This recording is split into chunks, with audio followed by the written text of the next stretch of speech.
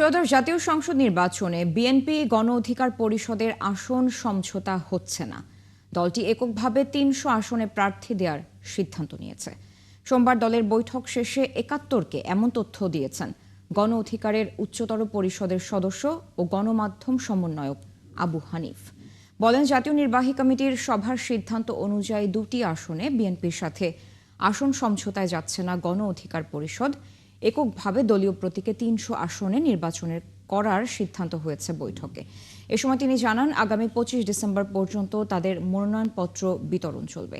২৮ ও ২৯ December দলীয় প্রার্থীরা মনোনয়নপত্র জমা দেবেন।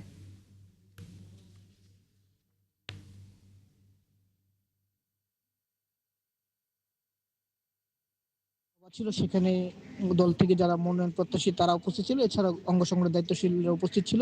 সেখানে উপস্থিত নেতৃবৃন্দের আলাপ আলোচনা এবং মতামতের ভিত্তিতে সিদ্ধান্ত হয় গণ অধিকার পরিষদ ২ আসনে বিএনপির সাথে সমঝোতায় যাবে না, এককভাবে আগামী সংসদ নির্বাচনে ৩০০ আসনে নির্বাচন করবে।